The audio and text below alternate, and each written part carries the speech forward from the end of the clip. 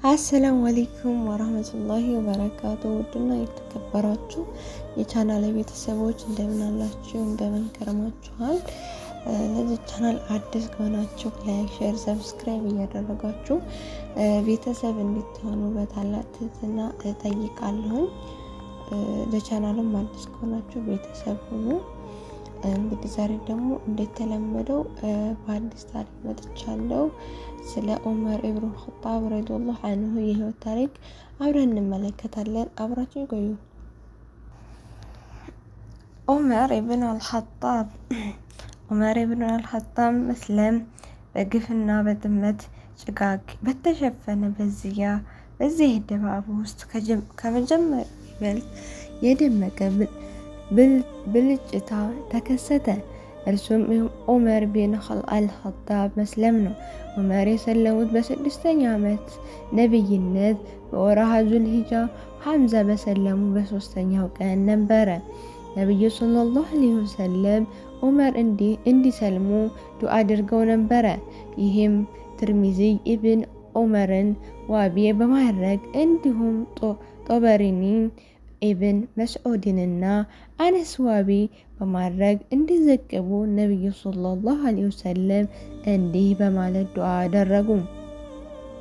አላህ ሆይ እስልምና ከሁለት ሰዎች መካከል ካንተ ዝና ይበልጥ ተወዳጅ በሆነው አበርተው። በዑመር ኢብን አልኸጣብ ወይም በአብዱ ጀህል ኢብን ሂሻም ከሁለቱ ሰዎች መካከል ከአላህ ዘና ይበልጥ ተወዳጁ ዑመር ኢብን አልኸጣብ መሆናቸው ተረጋገጠ። ትርሚዚ ዘግበውታል። የዑመርን መስለም አስመልክቶ የተላለፈ ዘገባዎች በጥሞና ስንመረምር እስልምና ወደ ልቦና የገባው በሂደት እንደሆነ እንገነዘባለን። ዘገባዎቹ ጨምቀን ከማቅረባችን በፊት ስለ ዑመር በብርቱ ስሜት የተሞላ ባህሪ ጥቂት እናውጋ። ዑመር ኢብን አልኸጣብ ረዲየላሁ ዐንሁ በኃይለኝነትና በጉልበተኝነት ይታወቃሉ። በሙስሊሞች ላይም ብዙ እንግልት አድርሰዋል። ከውስጣቸው ሁለት ተቃራኒ ስሜቶች የታገሉ እንደነበረ ግልጽ ነው። የአያት የቅድመ አያቶቻችን ልምድና ባህል የማክበር ስሜት ሲሆን፣ ሁለተኛው ሙስሊሞችን ለእምነታቸው ሲሉ ያን ሁሉ መከራ መሸከማቸውና ጥንካሬያቸው የፈጠረባቸው የአድናቆት ስሜት ነበረ። በተጨማሪም የእስልምና ሃይማኖት ምህረት ከሌሎች ይበልጥ የላቀ እንደሆነ ይሰማቸው ጀምሯል። በዚህ ምክንያት ሲቆጡ ቁጣቸው ብዙ አይቆይም፣ ወዲያውኑ ይበርዳሉ። የሰለሙበት ሁኔታ የሚቀርብ ዘገባዎች በአጭሩ እንደሚከተለው እናቀርባለን። አንድ ቀን ከቤታቸው ውጭ ለማደር አሰቡ። ወደ ተከበረው መስጊድ መጡ። ከካዕባ ግርዶ ውስጥም ገቡ። ነብዩ ሰለላሁ ዐለይሂ ወሰለም በመስጊድ ላይ ነበሩ። አልሐቃህ የተባለውን ምዕራፍ ማንበብ ጀመሩ። ዑመርም ቁርአኑን ያዳምጡ ጀመር። የቃላት አወቃቀሩ፣ የአረፍተ ነገር አሰካኩ አስደመማቸው። ክስተቱን ሲያወሱ እንዲህ ብለዋል። ይህ ሰው ነብይ እውነትም ቁረይሾች እንዳሉት ገጣሚ ነው ስል አሰብኩኝ። ወዲያውኑ እርሱ የተላከ መልእክተኛ ነው፣ ቃል ነው፣ የገጣሚ ቃል አይደለም። አታምኑምን? የሚል አንቀጽ አነበበ። አልሐቃ 40-41 እንዲያውስ ጠንቋይ ነው ስል አሰብኩ። ወዲያውኑ የጠንቋይ ቃልም አይደለም። አትገሰጹንምን? ከዓለማት ጌታ የወረደ መልእክት ነው የሚለውን አንቀጽ እስከ ምዕራፍ መቋጫ ድረስ አነበበ። በዚህ ጊዜ እስልምና ወደ ልቦናው ሰረጸ። እስልምና ወደ ቀልባቸው ሰርጾ የጀመረበት የመጀመሪያው አጋጣሚ ይህ ነበረ። ይሁንና መሀይምነት ዘመንን፣ ጭፍን ወገኝተኝነትንና ተከታይነትን እንዲሁም የአያት የቅድመ አያት እምነት የመኩራራት ስሜት ወደ ቀልባቸው ሰርጸው ጥቂት እውነት በማሸነፍ ዑመር ለውስጥ ጥሪያቸው ጆሮ ሳይሰጡ ጸረ እስልምና ድርጊታቸውን ገፉበት። በባህሪያቸው ኃይለኝነታቸው ለአላህ መልእክተኛ ሰለላሁ ዐለይሂ ወሰለም የነበራቸው ጥላቻ እጅግ የበረታ ከመሆኑ የተነሳ አንድ ቀን ሰይፋቸውን ታጥቀው ነቢዩ ሰለላሁ ዐለይሂ ወሰለም ለመግደል በማሰብ ወጡ። ኡመይም ቢን አብዱላህ ኑሃም አልዋአዳም የተባለ ወይም ከበኒ ዘህራህ ጎሳ ወይም ከበኒ መሕዙማ ጎሳ የሆነው ሰው አገኛቸውና ወዴት እየሄድክ ነው አላቸው። ሙሐመድን መግደል እፈልጋለሁ አሉ። ሰውየውም ሙሐመድን ገለህ ከበኒ ሐሽምና ከበኒ ዘህራህ ብቀላ እንዴት ታመልጣለህ አላቸው። ከወገኖች ሃይማኖት ያፈነገጠ ትመስላለህ አሉት። ይበልጥ የሚያስገርምህ ነገር ላመላክትህን በማለት እህትህና ባሏ ከሃይማኖት አፈንግጠዋል አላቸው። ዑመርም ይህን ሲሰሙ በጣም ተቆጡ። ወደ እህታቸውና ወደ ባሏ ገሰገሱ። ሀባብ ኢብን አልአራት ከእነርሱ ጋር ነበረ።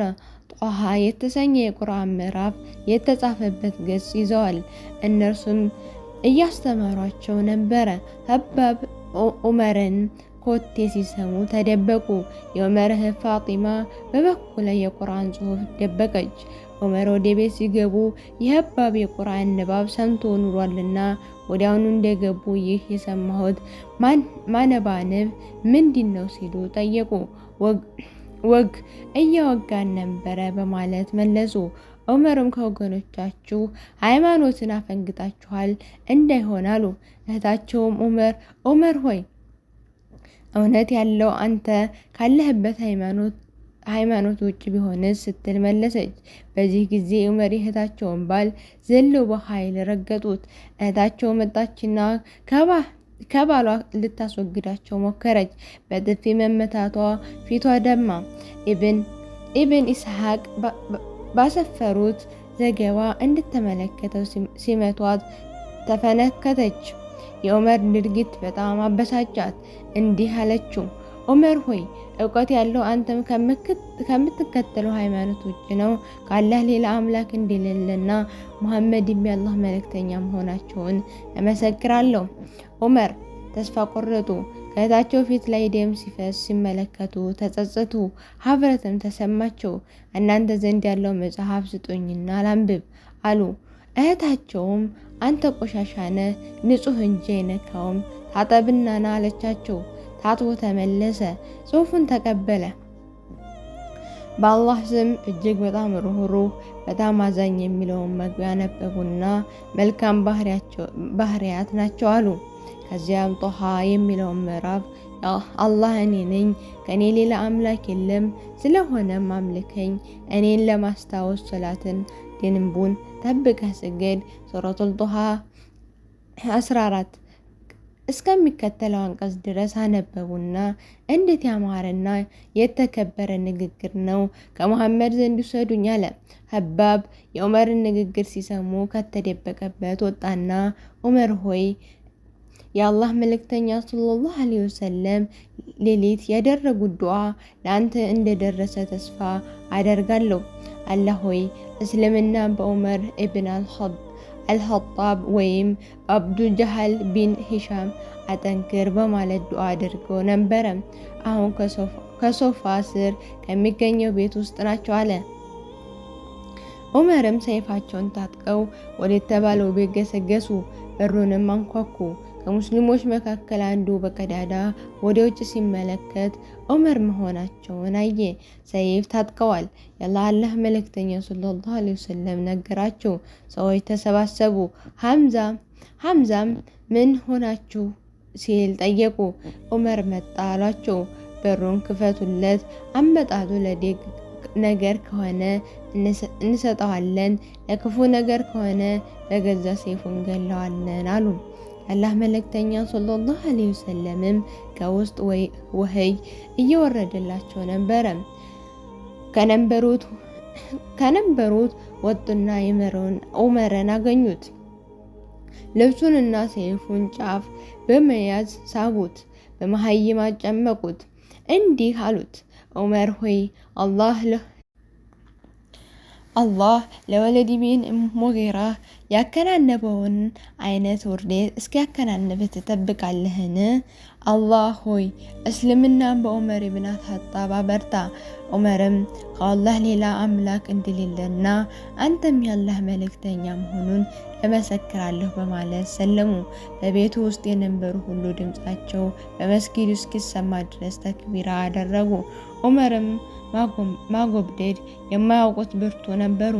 እርሳቸው መስለም ጣዖታውያን ውርደት አከናነባቸው። ለሙስሊሞች ደግሞ ክብር፣ ጉልበትና ደስታ ጨመረላቸው። ኢብን ኢስሐቅ እንደዘገቡት ዑመር እንዲህ ብሏል። በሰለምኩ ጊዜ ከመካ ሰዎች መካከል ለአላህ መልእክተኛ ሰለላሁ ዐለይሂ ወሰለም የበረታ ጥላቻ ያለው ማን እንደሆነ ሳስብ አቡ ጀሃል ሆኖ አገኘሁት። ወደ ቤቱ ሄድኩና በሩን አንኳኳሁ። ወጣና አቤት ለእንግዳ ምን ጉዳይ አመጣህ አለኝ። በአላህና በመልእክተኛ ሙሐመድ አንዳመኩኝ። እርሱ ያመጣውን መልእክት እውነት ነው እንደተቀበልኩ ልነግርህ ነው አመጣቴ ያልኩት።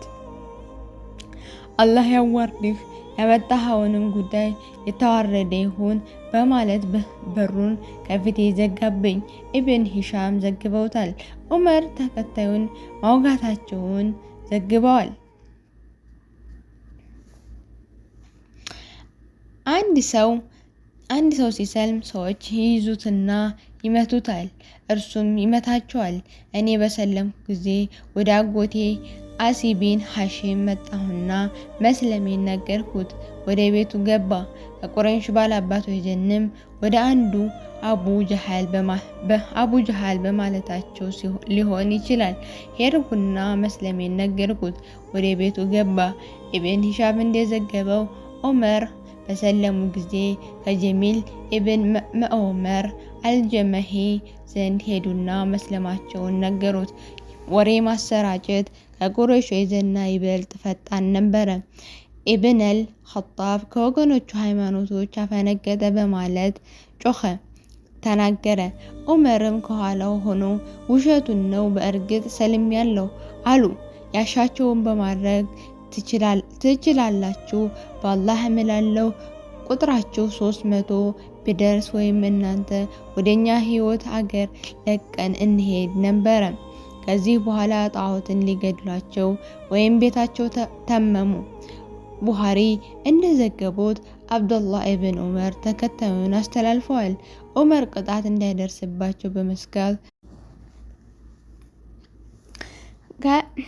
ከቤት ውስጥ ተቀምጠው እያለ አልአስ ኢብን ዋኢል አልሰሚ አቡ አመር መጣ።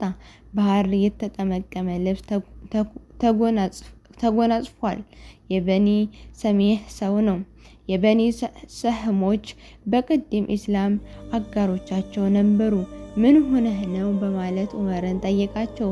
እርሳቸውም ስለሰለምኩ ወገኖችህ ሊገሉኝ ያስባሉ አሉት። እርሱም ማንም አይነካህም አላቸው። ሲወጣም በርካታ ሰዎችን አገኘና ወዴት እየሄዳችሁ ነው አላቸው። ኢብን ኸጣብ ከወገኖቹ ሃይማኖት አፈንግጧል አሉት። ማንም እንዳይደርስበት አለ። ሰዎች ይህንን ቃሉን ሊጥሱ አልደፈሩም።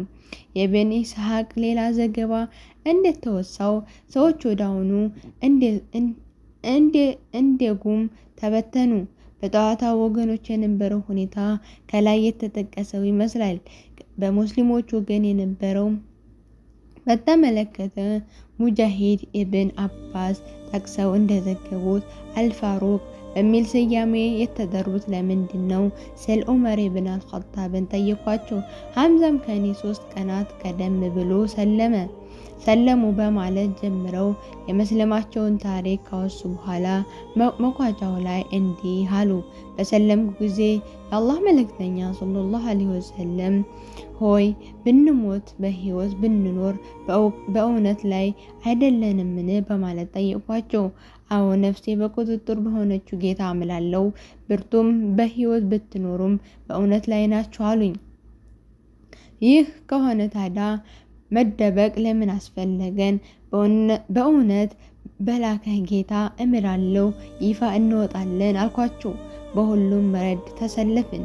ሐምዛ አንደኛውን እኔ ደግሞ ሌላኛውን ረድ እየመራን አደባባይ ወጣን። ወደ ተከበረው መስጊድም ገባን። ቁረይሾች ከዚያ ቀን በፊት አግኝተዋቸው በማያውቁት ሐዘንና ውርደት አገኟቸው። የዚያን ቀን የአላህ መልእክተኛ ሰለላሁ ዐለይሂ ወሰለም አልፋሩቅ በማለት ሰየሙኝ። አልፋሩቅ ማለት እውነት ከሐሰት የለየ ማለት ነው። ኢብን መስዑድ እንዲህ ሲሉ ተደምጠዋል። ዑመር ከመስለማቸው በፊት ከአባ ውስጥ መስገድ አንችልም ነበር። ሁሰይብ ኢብን ሲናን አልሮም እንዳስተላለፉት ዑመር በሰለሙ ጊዜ እስልምና ይፋ ሆነ። በይፋ ወደ እርሱ ጥሪ ተደረገ። በአላህ ቤት ዙሪያ ተቀመጥን። በይፋ አደረግን። የሚገላመጠን ተጋፈጥን። ለተንኮሉ በከፊል ምላሽ መስጠት ቻልን። አብዱላህ ኢብን መስዑድ እንዲህ ብለዋል። ዑመር ከሰለሙበት ዕለት አንስቶ የተከበረን ሆነናል። ሶሂህ ቡኻሪ ዘግቦታል። ኑ ረሱል ሰለላሁ ዐለይሂ ወሰለምንና ሰሃቦቻችንን ላስተዋውቃችሁ።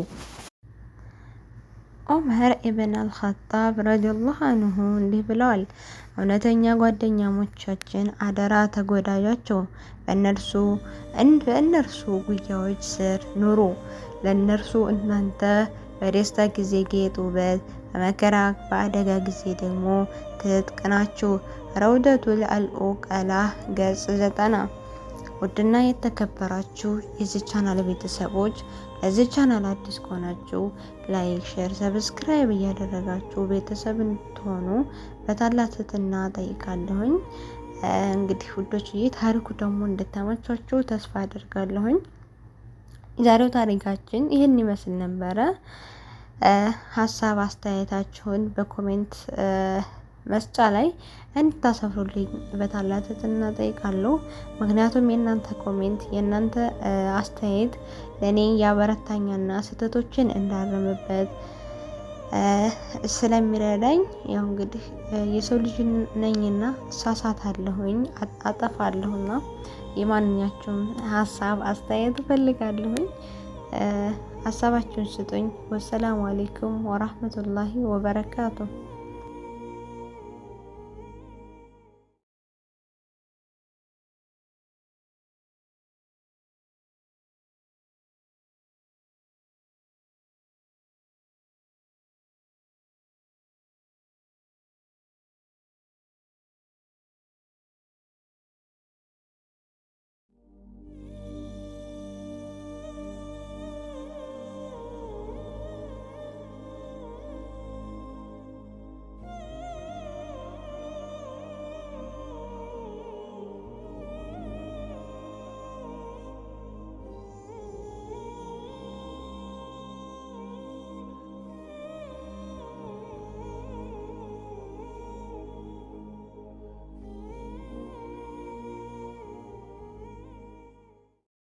Mm-hmm.